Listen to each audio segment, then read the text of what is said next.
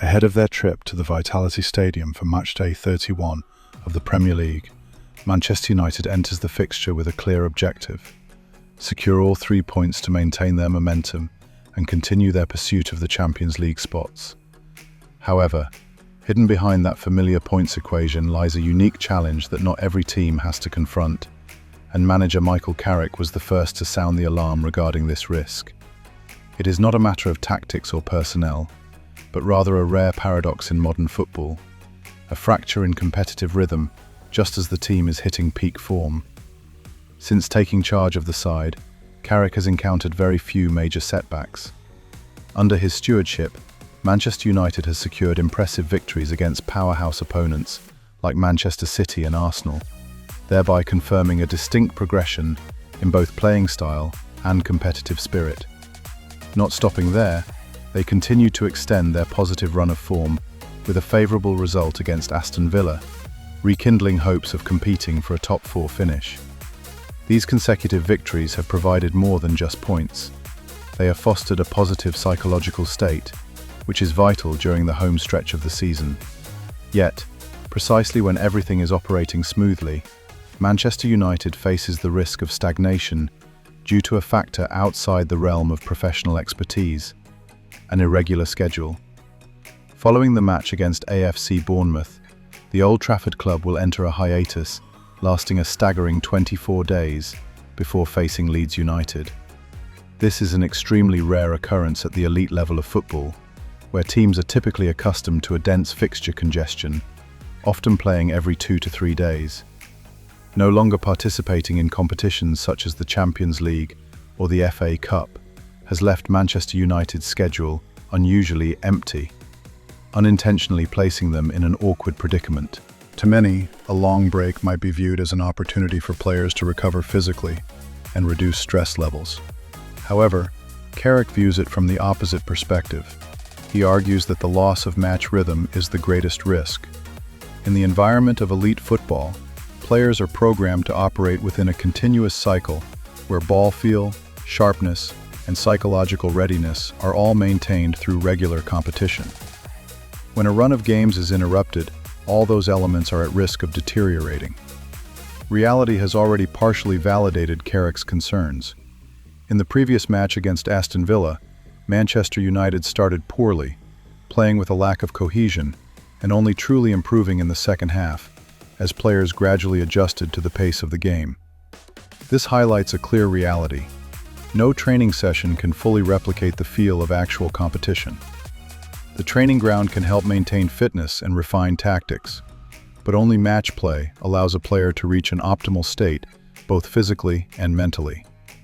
The puzzle Carrick faces has therefore become incredibly difficult to solve.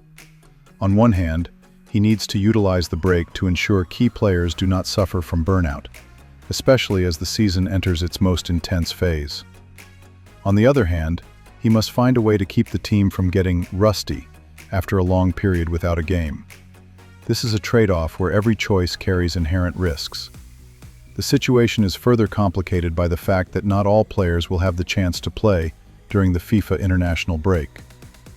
Those not called up to their national teams will face a period of near freezing, practicing only internally without any official matches to maintain their feel. This could cause them to lose their edge, particularly in positions that demand high levels of sensitivity, such as strikers or creative midfielders. Carrick understands perfectly that form is not something that can be switched on instantly after a long layoff. It must be sustained continuously through play. For this reason, he places particular importance on the Bournemouth match, not only for the significance of the points, but for its role as a milestone to prolong the team's stability before entering the dormant period. A victory would help Manchester United retain their confidence while creating a positive residual effect that carries through the hiatus. Nevertheless, the true test will only arrive when Manchester United returns to the pitch after 24 days to face Leeds United. At that point, they will not only face an opponent that always plays with high intensity, but will also have to overcome themselves, overcoming the lack of rhythm and the potential instability that can emerge after a long break. In modern football, where every minor detail can make a difference, maintaining competitive tempo is sometimes just as important as any tactical formation.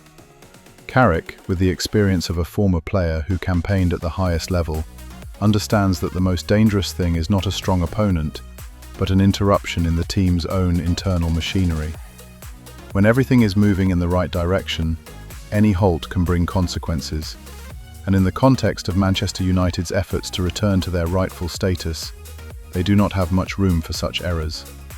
The match against Bournemouth, therefore, carries much greater weight than a standard fixture. It is not just an opportunity to gain 3 more points, but a psychological stepping stone before an uncertain period. For Carrick, the task now is not just preparing for 90 minutes on the pitch, but finding a way to keep the flame of form from being extinguished during the upcoming break. Ultimately, in the cutthroat race of the Premier League, what decides success or failure sometimes lies not in what happens on the field, but in how a team adapts to circumstances that seemingly do not belong to football. Beyond that, Carrick's current anxieties also stem in part from a serious injury situation regarding Matthijs de Ligt that has exceeded expectations. The Dutch centre-back has not featured since the match against Crystal Palace on November 30th of last year, and since then, fans have yet to see him return to the Manchester United matchday squad. This prolonged absence has not only robbed the defence of a vital anchor, but has forced Carrick to constantly rotate personnel to fill the void. Although Manchester United has maintained its position in the upper echelon of the Premier League table, it is clear that defensive stability has been significantly impacted. In this context, the upcoming away trip to AFC Bournemouth takes on special importance. Manchester United needs points to solidify third place, but they must also continue to find solutions for the personnel puzzle in the back line. Ahead of this match, manager Carrick offered candid insights into de Ligt's status, and his remarks further clarified the complexity of the injury the Dutch defender is battling.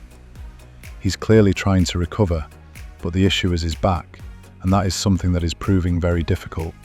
We will continue to work as hard as possible to get de Ligt back as soon as we can, Carrick stated. This was an admission not only of the 26-year-old's physical condition, but also a reflection of the coaching staff's caution.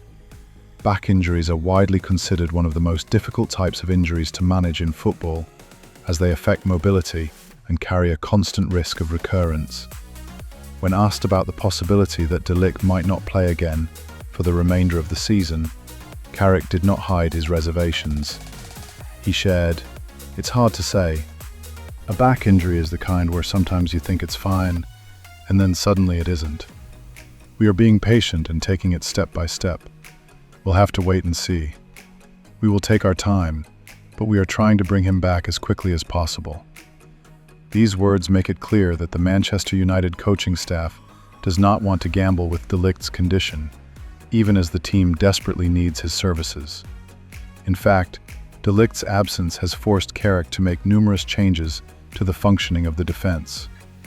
The replacement options, despite their efforts, have yet to provide an equivalent level of security. This is particularly concerning as the Premier League enters a high-pressure phase where every minor mistake can be paid for in points. For a team competing for the top 4 like Manchester United, not having their strongest lineup is clearly a significant disadvantage.